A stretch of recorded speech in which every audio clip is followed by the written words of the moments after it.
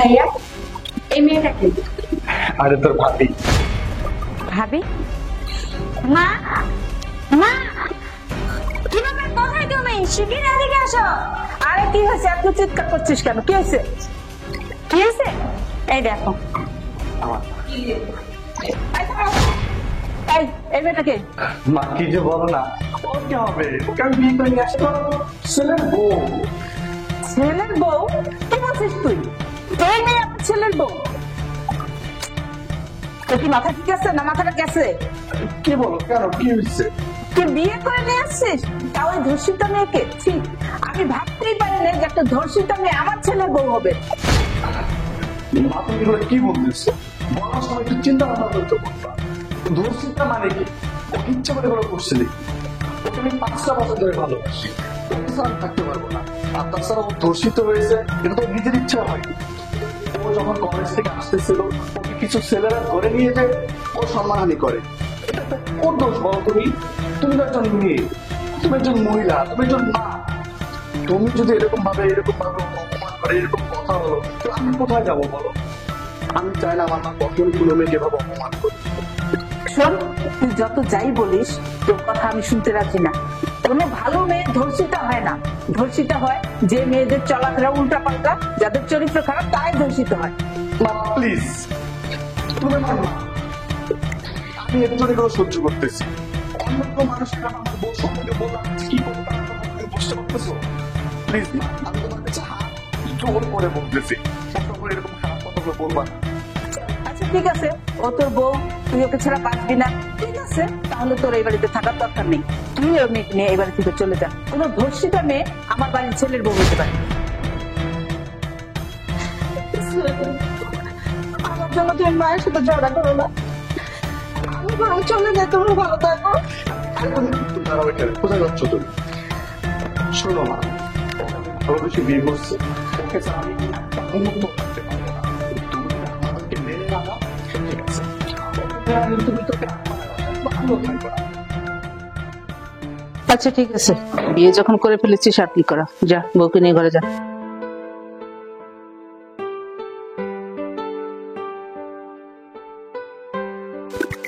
মা, তুমি এত সহজে সবকিছু মেনে নিলে? কি করব? মেনে না নিয়ে করবোটা কি? আমি যদি ওকে মেনে না নেই, তাহলে তোর সঙ্গে সঙ্গে আমার ছেলেটাও বেরিয়ে যাবে। এর মজা আমি পরে দেখাচ্ছি। ঠিক আছে, চলো।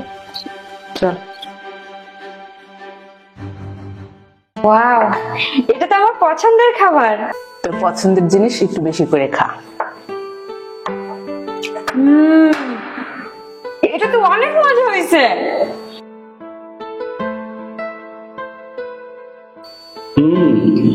আসলে তো মতো হয়েছে আম্মু।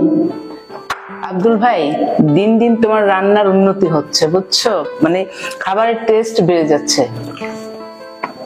বেড়ে যাচ্ছে মানে অসাধারণ হয়েছে এক কথায়, কি বলবো ভাইয়া? লুচিটা তো অসাধারণ। আর সাথে যে আলুর দম যেটা করছো, যেটা যে শুভ্রার পছন্দ, একদম এক নাম্বার মামা। আসলে বলছি কি ম্যাডাম, আমি আপনাকে বাসায় 5 বছর ধরে কাজ করি, কোনোদিনই আমি ভালো রান্না করতে পারিনি। আজকের রান্নাটাও আমি করিনি, করছে আমাদের বৌমা। আব্দুল ভাই, তোমাকে না আমি বলেছি, এই মেয়ে রান্না করলে, রান্নাঘরে গেলে কোনো খাবার রান্না করলে সেই খাবার আমাকে দিবা না? তারপর তুমি কেন দিছো? আর দেওয়ার আগে বলো না যে এই মেয়ে রান্না করছে? ও রান্না করেছে, ওই মেয়ে একটা অপবিত্র মেয়ে, ওর হাতের রান্না তুমি খাবে না? তুমি আমাকে আগে বলবে না? মামা প্লিজ আমার শোনো, মানে খাবারটা তো ও তৈরি করছে, কিন্তু খাবারটা তো কোনো দোষ নেই। তুমি না খেয়ে উঠো না, খাও না। ভাইয়া, তুমি মাকে জোর করো না তো, মা তো ঠিকই বলেছে। এই অপয়া মহিলা হাতেরটা খেলে না জানি আমাদের কি হবে। খাবো না আমরা, দূর। আরে তুই থাম না, তুই এত কথা কেন বলিস? মা খাও না।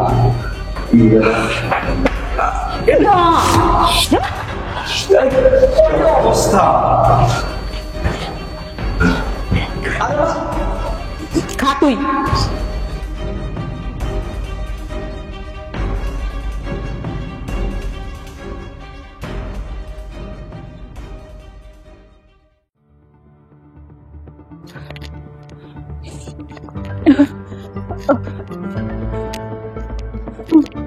আল্লাহ, আমি মেয়েটাকে তুমি রক্ষা করো।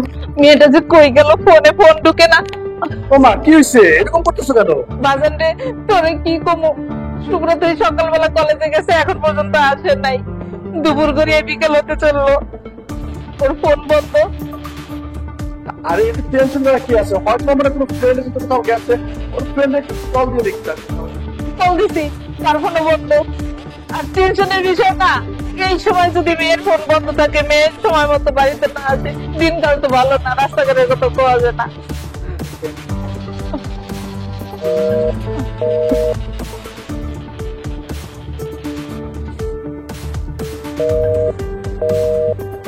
হ্যাঁ, নাম্বার তো বন্ধই। আচ্ছা, ওর না কোন বান্ধবী যারা ছিল এদিকে থাকে, ওর জিজ্ঞেস করছিলা? হ্যাঁ, ওই তো ওদিকে থাকে, আমি ওরও ফোন দিছি, ওর নাম্বারও বন্ধ। বলো, কিন্তু আসলে টেনশনের ব্যাপার। আচ্ছা না, তুমি না টেনশন করো, সামনে একটা বলবো, আমি যে দেখতেছি কি ব্যাপার আছে তো আছে কিনা। ঠিক আছে, দেখ তুই। আর যেতে হবে না, চলে আসছি। এই মেয়ে, তুমি ওর নিয়ে কোথায় গেছিলে? হ্যাঁ, তোমার না মানা করছি আমার মেয়ের সাথে তুমি কোথায় যাবে না, আমার মেয়েটা নিয়ে যাবে না। আর গেছো তো গেছো, আমার নিয়ে আবার ভুলে গেছো। আমার তো বইলে যাও নাই, এদিক দিয়ে টেনশন আমার শেষ, আমার ব্লাড প্রেশার বেড়ে গেছে। মা একটু শান্ত হন, এই কি থাকবো, আমার কথাটা শুনুন। কি কথা শুনবো? হ্যাঁ, তুমি কি বলবা? আসলে মা, তুমি ভাবিকে কথাটা বলতে তো দাও। এই তুই চুপ কর, তোর কথা বলতে বলছি। মা, আমি কি বলতে চাচ্ছি একটু শুনুন আমার কথাটা। মা, ওদের একটু বলতে দাও না, কি বলতে চাচ্ছি একটু শুনো। আমি ব্যাংকে গিয়েছিলাম ওই যে আমার টাকাটা ডিপোজিট করতে। তো ওখান থেকে আসার পথে আমাদের যে মোড়ের যে গলিটা ছিল, ওখানে দেখি কিছু পোলাপান শুভ্রাকে আটকেছে। তারপর ওখান থেকে আমি ওকে নিয়ে আসছি। মা, ভাবি ঠিকই বলেছে। আজকে যদি ভাবি না থাকতো, তোমার জীবনে অনেক বড় সর্বনাশ হয়ে যেত। মা, আমার জীবনটা নষ্ট হয়ে যেত। মা দেখছো, তুমি শুধু তার তোমাকে আজকে তো বুঝতে পারলাম যে আজকে ও যদি না থাকতো আমার বোনের কি অবস্থা হতো। হ্যাঁ বাজান, আমি বুঝতে পারছি। বৌমা, তুমি আমার মাফ করে দিও।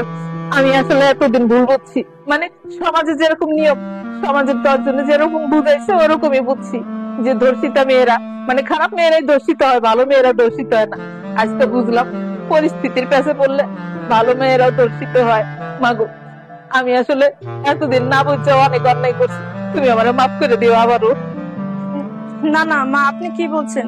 আপনি আমাকে মাফ করে দেন, আপনি আমার মা, আপনি আমার কাছে মাপ চেয়ে আমাকে ছোট করবেন না।